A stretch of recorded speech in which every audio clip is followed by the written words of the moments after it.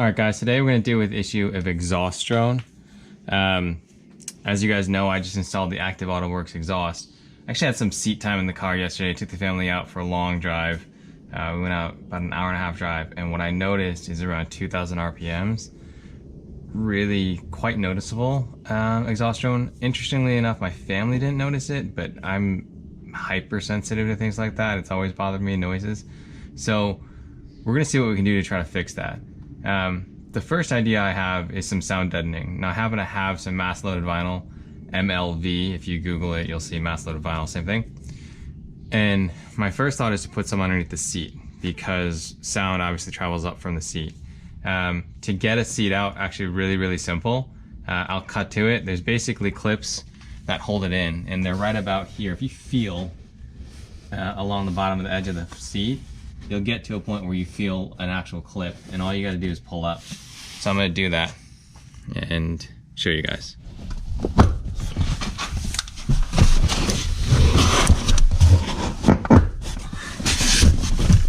Alright, once you release the seat, the front of it, you can essentially just pull it out, and you got to go slow because there's going to be something that's going to cause friction, like these seat belt buckles. And you can't really see what's underneath there, and you don't want to tear anything.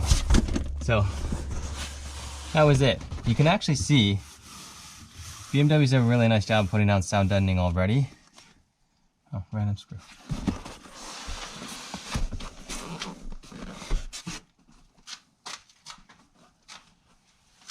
So you can actually see BMW's done a really nice job of putting down a lot of sound deadening mat already.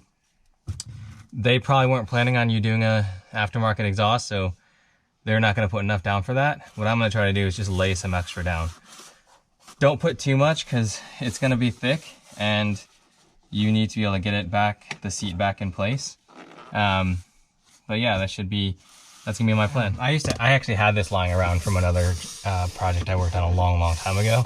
So I want to do this first, give you guys a point of view. I don't want you to waste money on things that may or may not work. I don't know. I've read, all the internet articles that says this should work. And there's lots of internet articles that say this won't work. So, and YouTube videos that say it won't work.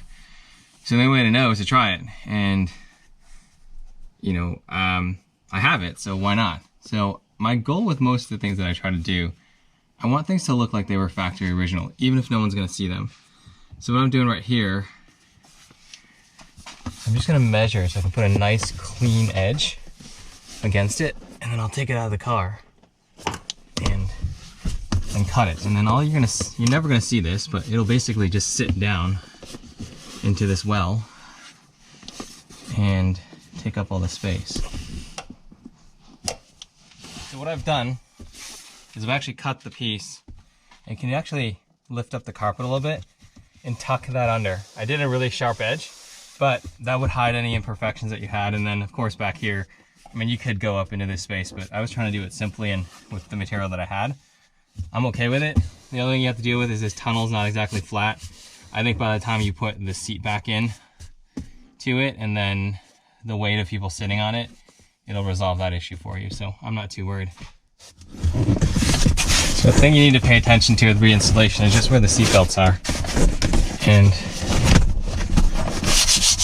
other than that, it shouldn't be too challenging, but it is a very tight fit.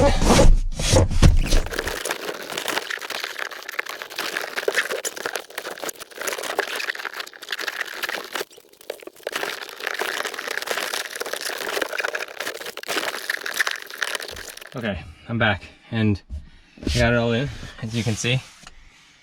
And what I tell you is getting these buckles back through was really hard. The fitment on these is extraordinarily tight, and those Germans, they're like very tight tolerances. And yeah, that impacted me here. That took probably a good 10 minutes. One, I pulled up the little storage pocket that was here, and underneath it is just actually bare metal. So I've laid down another set of mass loaded vinyl. The stuff that I did before actually helped a little bit. The other thing that I think helped is I actually went through and fixed the exhaust leak. So underneath the car, instead of using just a galvanized steel sleeve, if you will. I actually used gasket material, so that actually helped to take things up. I don't feel any leaks now. I'll continue to check that. So just adding this in, really easy. I just laid it in nicely. The pocket will sit down. I'll show you how that works, and then it should just cover. Right, so we're gonna just try to put this pocket back in, and it's essentially just rests in there. It's gonna be a little tighter because the rubber is gonna take up some room, but you can see, there you go. Now no one would know you did anything underneath that car. So the only other thing I wanted to show you guys was back here. I actually stuck a little bit of sound deadener there too. Underneath there is another fuse box, and if you have a comm box, it would be there too. I don't think it'd be an issue just because this is already sitting on top of it, but that's just kind of bare metal. And then if I were to go wild, I could do some of this area, but let's just see what we got. Okay guys, I'm off for another drive. I just finished installing the sound deadening, and I wanted to take it out and see if the drone is improved. I've just been driving around town. You can definitely still hear a little bit of a drone, but I think there is a little bit of improvement. Again, could be placebo, but that's okay, because if I perceive it to be gone, then it's gone.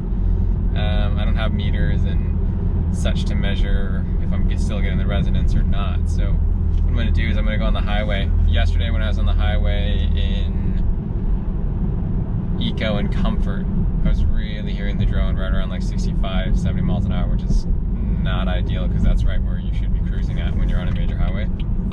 So we'll just jump on to this highway here, and I'll just get into it, and then we'll cruise for a little bit.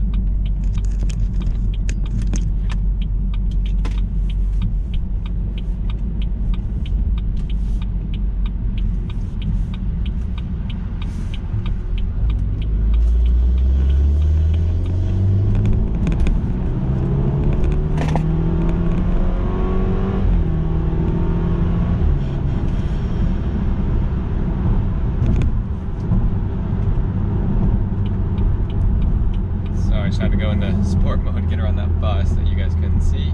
Didn't leave me a lot of room for the merge. Cruising at about 65-ish miles an hour. And I'm gonna leave it in Eco Pro actually, because that's where, if you're gonna lug the engine, that's where it's gonna lug the engine. So I don't recommend it because it's not great for the engine overall, but let's just use it just to see if we're hearing any noise.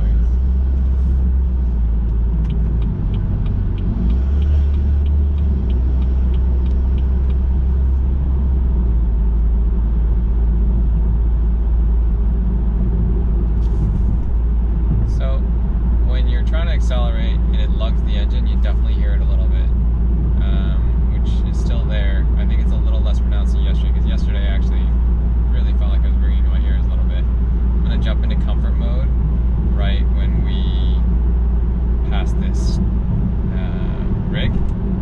Okay, now we're in comfort mode, and you know, more you're hearing road noise than you are the exhaust. Accelerate a little bit, you hear it, but it's rather brief, and then you're out of it. If I go up to sport mode takes your revs up into the 3,000 range. So you're beyond the resonance point. Again, the resonance points for this car, for this exhaust, is 2,000 RPMs. I feel like it's a couple of factors. One, I think the sound deadening probably has made a little bit of a difference. And then the other thing that I would say is, what I'm thinking is that the exhaust is sort of breaking in a little bit. So you'll read on the internet that exhaust will actually break in over time and become less loud. I wonder if we're getting a little bit of that here.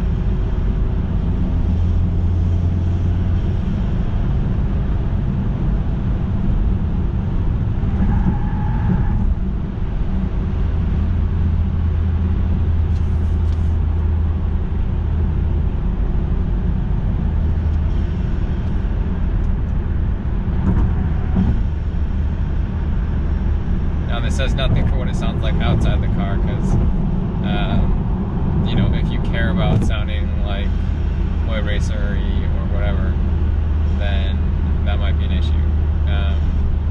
Again, this has nothing to do with what you hear outside the car. If you apply any throttle, you hear a little bit of the drone come on. In sport mode, it's not really a big deal. I think when I jump down to comfort, I mean, it's lucky. It's still there. It's not bad. It's not bad. I may actually throw another layer of mass load vinyl on because, again, I have it. And, you know, after taking it apart and putting the seat out, it wasn't such a big deal. Getting it back in really did suck. I struggled with that for a while, but I think I figured out how. I don't know. I feel like I'm going to leave it for a little bit, and then we'll play with it. So I'm going to just keep cruising around.